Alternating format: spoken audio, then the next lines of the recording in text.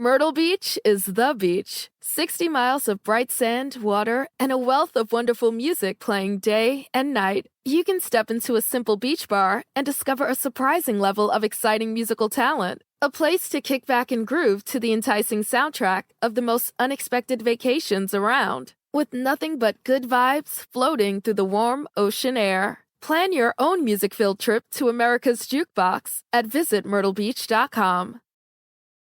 Have you ever brought your magic to Walt Disney World like, hey, we came to play? Did you tip your tiara to a Creole princess or get goofy officially? When we come through, it's true magic, because we came to play at Walt Disney World Resort.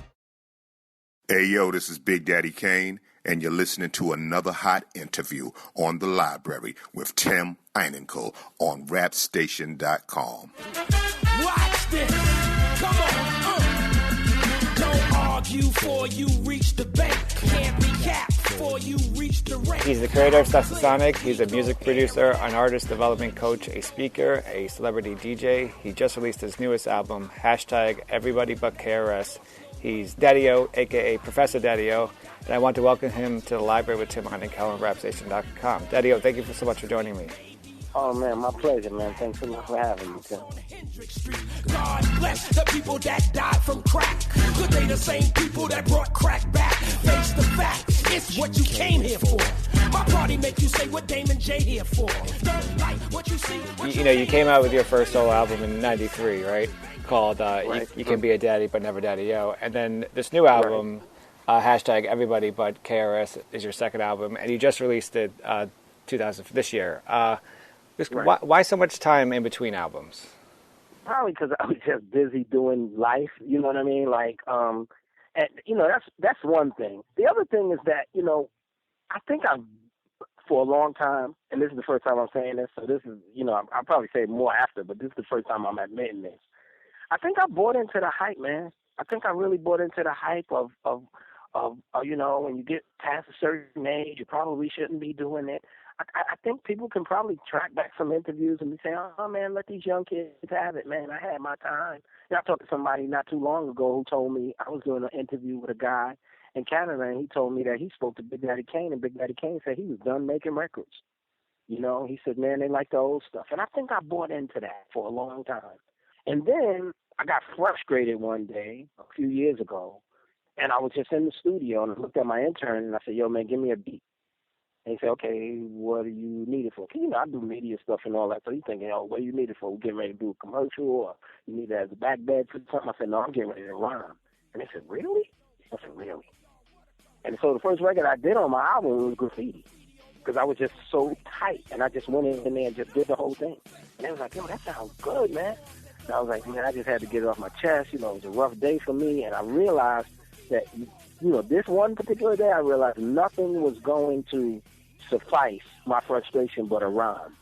And so I went in and I did graffiti. Once I did graffiti, I was like, this is interesting.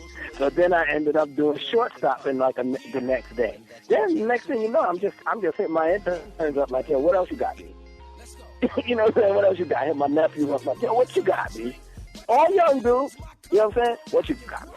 And the only one record that I got from somebody that's halfway older is the Cracking record from Bobby, which was something I had did a while ago, just because I wanted to do that record. Like I wrote the hook to Cracking, and I had Bobby do the beat, and I was really just holding on to it that maybe at some point I would give it to somebody or sell it to somebody, produce it for somebody. But then I was like, man, let me pull that joint out.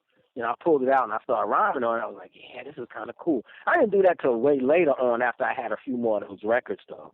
But, yeah, I just had got to the point where I was just like, yo, man, I'm going to start writing. Then once I did it, I'm like, what the hell is wrong with me? Like, and just talking to me, I'm like, yo, you should be making records for the rest of your life. Like, if you can make them, you need to make them. So I'm like, I got like a record. I got like an album ready to go in January or February. I'm writing 2 more albums now, and then we'll see. Like, once I get past this, I'm writing a record called No Tablecloths, which is, I got the idea from my wife. My wife's from Haiti originally, and she said that when she first got to this country and they was eating on tables with no tablecloths, it freaked her out.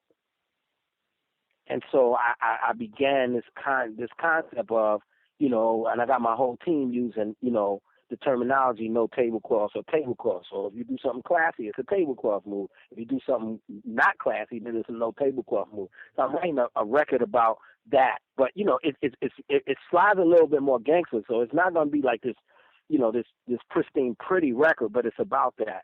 And then I'm also, I have no idea. I think I'm going to call it Powder Burn, but I'm doing this total sentimental record. Like, I'm trying this thing out because I already got this record called Die Alone. I already got this record called Powder Burn. I already got this record called When the Letters Stop. And it's all this real sentimental stuff, man. Really still from the heart of where I've come from East New York. Just, you know what I'm saying, Powder Burn is about, you know, when you shoot somebody and you come home, there's a powder burn on your hand. And then you start thinking, was that somebody's son? Did I shoot the right person? I mean, it's the worst feeling in the world. You know, gangsters never talk about this. They always talk, and that's my whole thing, is like to really reveal the other side. Not on some exposure snitching, but just to try to get down to some of the real realities about some of the stuff that happens. Dialogue is the same way. Dialogue is just a record about, you know, you could fight to go to the top. The worst thing that you want to do is die alone. I remember, and I got that from a guy a long time ago, man. I was about 13 years old, and I remember this young guy on my block. He's older than me, though. And he said, man, you know, the one thing I tell them is don't let me die on them streets.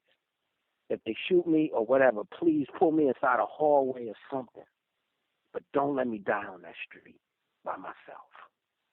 You know what I'm saying? So, you know what I'm saying? So it's that kind of stuff. So I just got back into the mode. Once I got back into the mode and I started writing, I realized I was better than I used to be. Maybe it's skill, or maybe it's just subjects. But maybe it's that I just got more to pull on now. You know what I'm saying? Like, I got stuff to talk about. I could talk about stuff till I'm dead.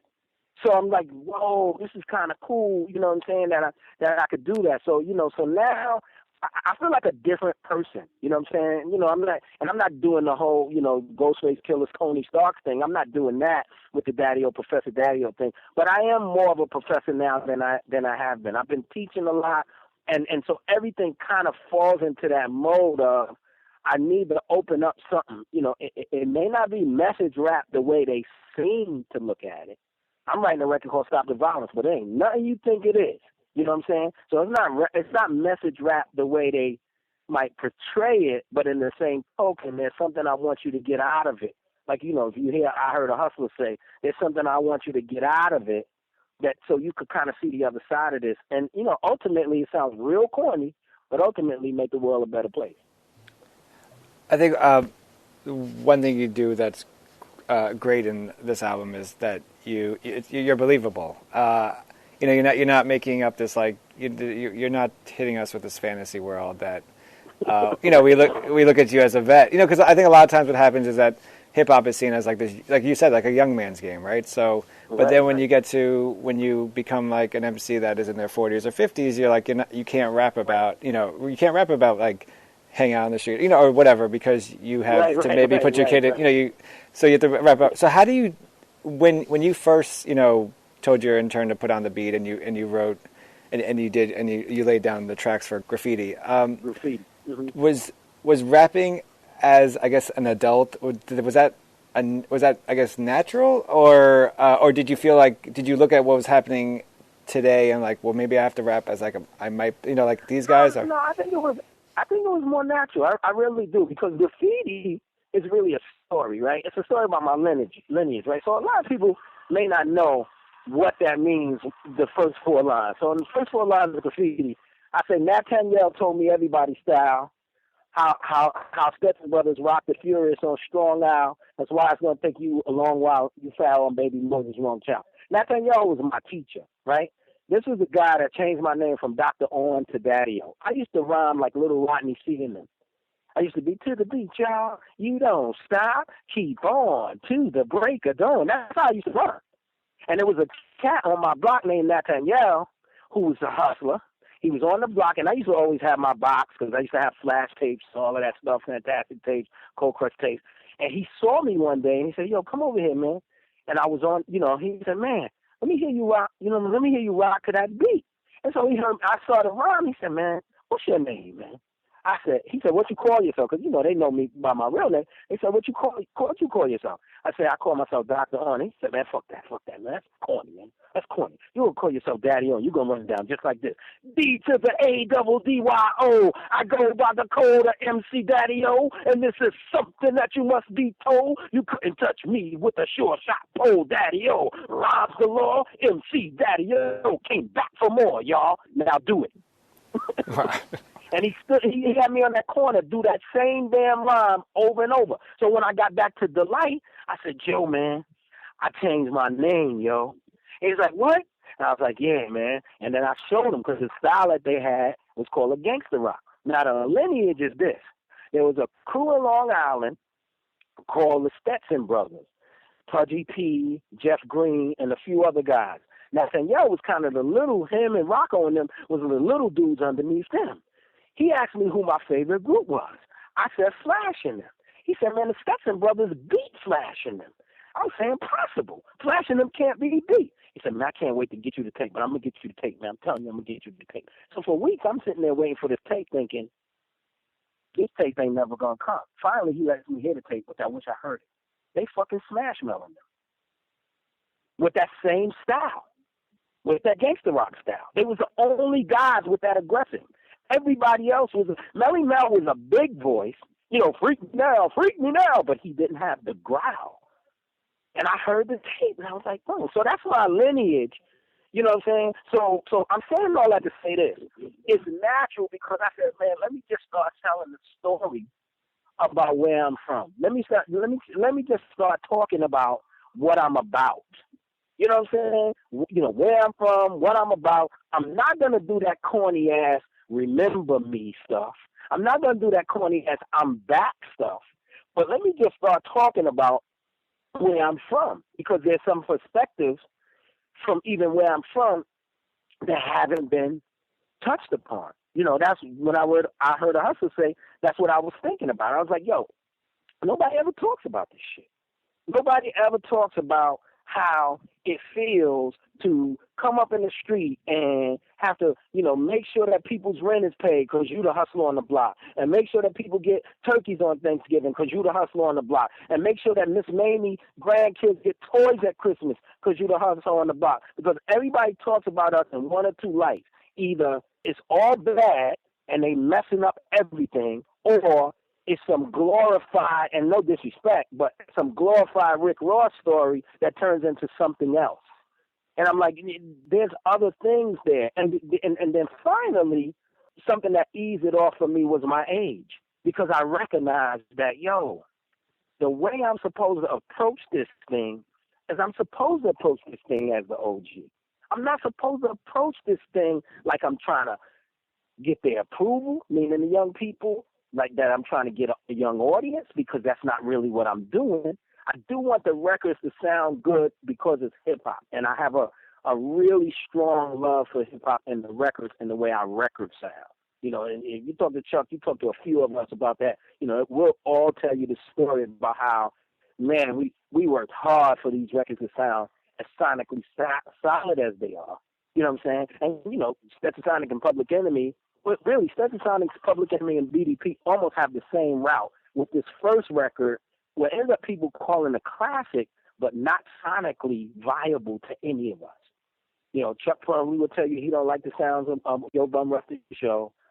Chris is going to tell you that first record for him sonically is not it. And we're going to tell you that first record, that On Fire, wasn't it. And so by the time you heard the second record, they sound great. They're big and they mix well and all of those particular things.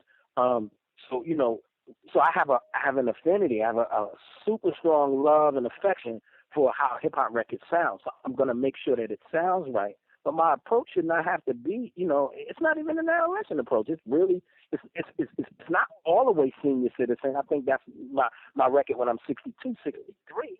But it's definitely a senior approach to making records. So, what am I doing? Some of it I'm saying, come here, little boy, sit down, let me talk to you. But then some of it I'm just talking, the same way that they would talk.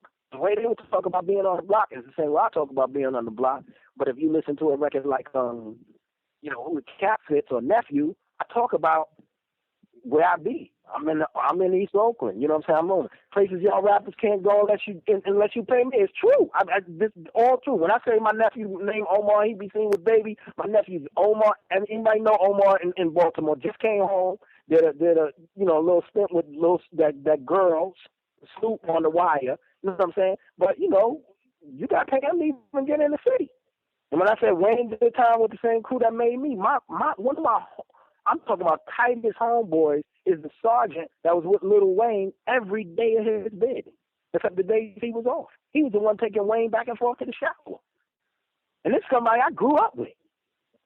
So, you know what I'm saying? I know stuff about Wayne that Wayne don't even know I know about him. You know what I'm saying? And that's just the way life ended up happening. But this is what it is. This is what we are. We don't pretend to be, the super tough guys. We just ended up being born at that time. We ended up being born in East New York. So that meant a certain thing. Being born in East New York was different than being born in maybe the East Side or the Upper East Side of Manhattan or whatever. There was a protection element that we had to have. There were things that we had to learn how to do. So I definitely want to talk. I just didn't want to make it sound like it is a throwback story, but I wanted to make it sound a little bit more present. And so I think that's probably the biggest difference is that I think somebody else would have took the same thing, but they would use the word I used to and when we used to, and that's not what I do. You know what I'm saying? I put it all in the first tense. I put it all in the present tense. And I think that's what makes it feel a little fresher with that. And then, like I said, the having those nephews and having those interns and having them kids around you that, these are young kids telling me if I'm whack or if it ain't. I'm like, what it sound like? I said, it's dope. Are you sure? They're like, it's dope. I'm like, all right. You know what I'm saying? Because it's not like I don't know the difference, but I definitely, look, if they said something to me like, I get it, but what did you mean by so-and-so? Then, I would spend the day or the next 2 days or the next 3 days trying to figure out how do I turn, and sometimes it's only 1 or 2 words, But how do I turn that around where it being? Then I come back to them, I say, so what if I said it this way? It's, now that's it. And you know what I'm saying? So that and I'm still with that same element. Do I have counsel that's my age and above? Yes. But when it comes down to making records, a lot of times I lean on these. I'm saying kids. I mean, they not 13 and 14. You know what I'm saying? But a lot of times I lean on these kids for critique because it don't necessarily have to be their cup of tea. It don't necessarily have to be anything that they would ever play at any time. I just want them to tell me whether it sounds good to them or not, whether they understand it or not. Even if they say, that's a dope record, man, my pops will love it. That's fine for me. You know what I mean? But I didn't want it to come off like pretentious and all those things. I'm doing most of the work, but I'm smart enough to know that, I'm no man is an island. Daddy, I want to talk about a few other tracks, but the graffiti track, the one thing that I was curious about is why use graffiti to kind of drive home the point you just made about the purpose of the song? Because of my son. My son is one of the best graffiti writers I know. Right? So he actually is so dope. As a little kid, 17, Tracy 180 actually put him in the crew. Like, that's how dope he is. And I thought about what that really means, right? So the whole, breakdancers got their own thing, DJs got their own thing, us rappers got our own thing, but the graph writers got their own world. And that concept of being a graph writer, it's all about legacy, right? You could think, but it's not about one day. None of that stuff is about one day. Somebody did great ass pieces on a train or murals on a wall for them to be there one day and go away. They did it for legacy purposes, and they did it because they wanted it to stick. You know what I'm saying? And if you think, and then, so I use a comparison between graffiti and watercolors because I got a 6-year-old, right? I mean, I would have knew anyway, but I got a 6-year-old, so, you know what I'm saying? And you think about the watercolors, when I'm with my wife and my 6-year-old, sometimes I get a little freaked out. Oh, man, she just got something on her shirt. And my wife always goes, it's watercolors. It'll wash off. So I'm like, you know what I'm saying? I'm like looking at it, I'm like, a lot of people got styles that wash off. Right. And I'm not saying it wasn't even seen as dope when it was introduced, but it actually can wash off. And I'm like, when I started doing what I was doing, a lot of what I was doing, I was like, man, one of the things that my interns always did, man, I tried other voices, Tim, for real, I tried some other voices. They said, nah, man, the daddy-o voice. All right. Like, for instance, MC, right, the joint you were talking about yesterday on Twitter, MC started off with that low voice underneath it. Yeah, right. As the main voice. That's the way I made that record. Don't argue before you reach the bank. Yeah. Damn, cat. And my intern was like, I was like, what? It was like, I was like, what? I said, okay, let me go in and just pair it. And I did maybe 4 or 6 lines. And they said, now that's you. And then it was me that said, you know what? Let me see what it would sound like if I lined them up. But I'll just bring the sing-songy one down a little lower. And they said, okay, now that's cool. But they wouldn't let me get out of the classic daddy-o voice. And so that's what it means when I use that whole graffiti thing. It's like, I'm the same, it's the same mural that you've been passing for years, and it's still there. And you're like, oh, man, if you was there when it was written, when it went up, you that was one thing.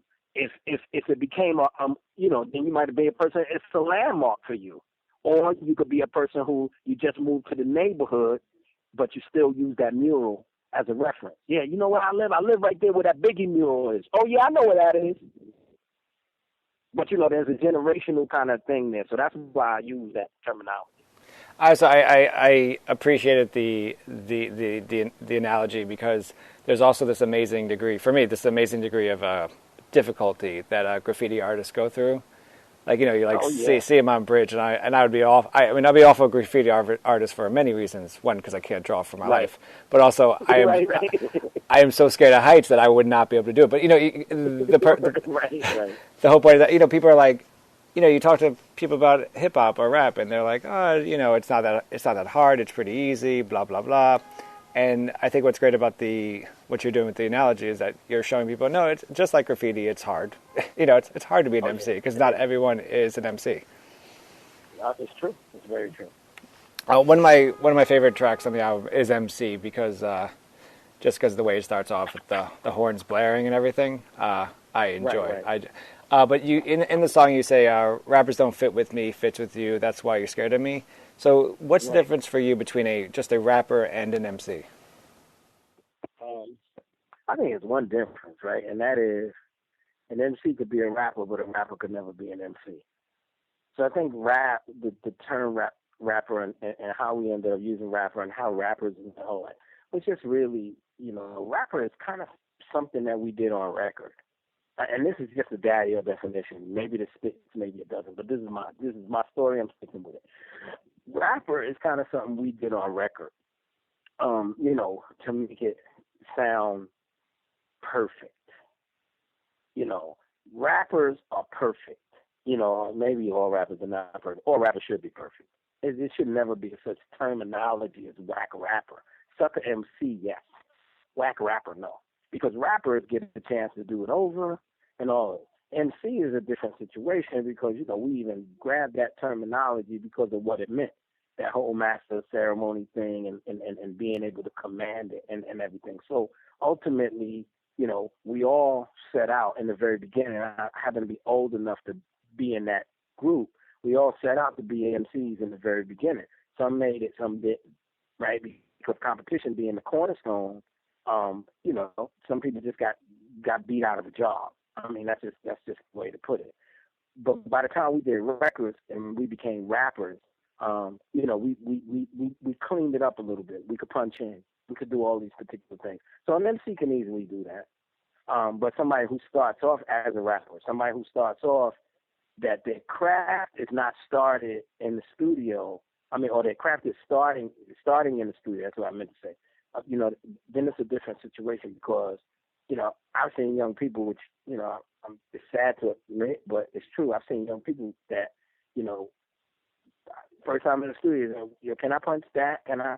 And I'm looking at them like, they shouldn't even know what punching is yet. Mm-hmm. Yeah. Right? You know, they should be the type of person that practiced at home and just came in, got on the mic, and just killed it.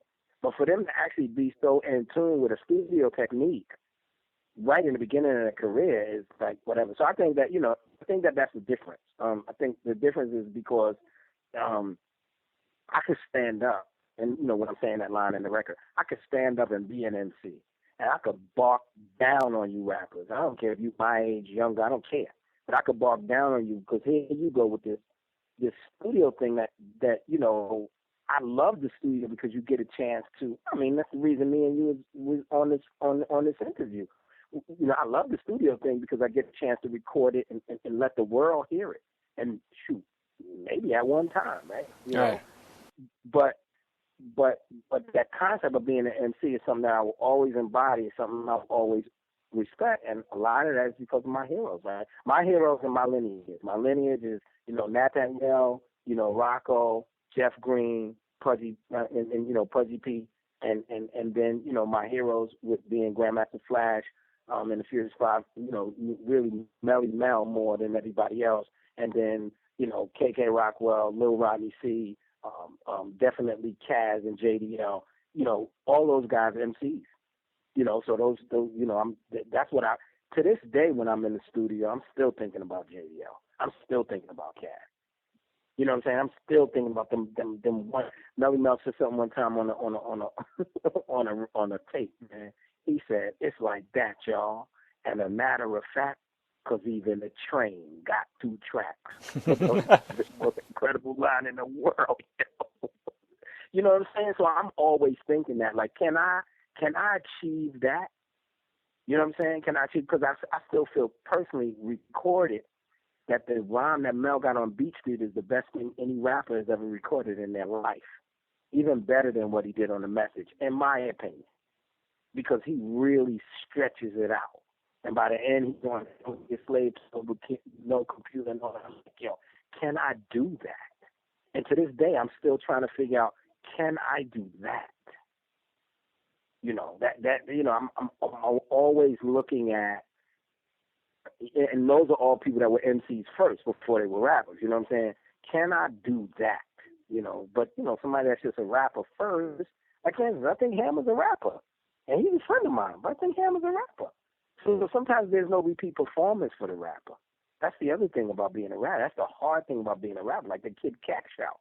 He's probably a rapper. Because that Cashing Out song was the hugest thing in the world, but no repeat performance for this dude. You know, so it's a tough thing. Look, people can argue with me. Lil Wayne, MC. They can argue with me, but they wrong. Wayne gets it in. But some of the rest of them maybe not. You know, it's tough. Y'all really be in my space, man. Watch this. Come on. Don't argue before you reach the bank. Can't be capped before you reach the rank. Loud and clear, we gon' air it out and let you know what it's all about. Loud and proud, pick you out the crowd. We win now, lost no way, no how. You got beef, we got heavenly protein. From angels to fiends, and we running this whole thing. Kings Creek, maybe hustlers weak. Backyard, house on Hendrick Street. God bless the people that died from crack. Could they the same people that brought crack back? Face the fact, it's what you came here for. My party make you say what Damon J here for. Don't like what you see, what you came here for. And if you ain't decent, what you been here for? Superman, black and masculine, a father flow. That's why they call me Daddy, yo. I should know, please don't step in the lane. This is holy ground, so go out where you came. MC, rapper don't fit with me. Fits with you, that's why you scared of me. MC, rapper don't fit with me. It fits with you, that's why you scared of me. MC, rapper don't fit with me. It fits with you, that's why you scared of me. MC, rapper don't fit with me. Fits with you, that's why you scared of me. MC, rapper don't fit with me. Fits with you, that's why you scared of me. MC, rapper don't fit with me.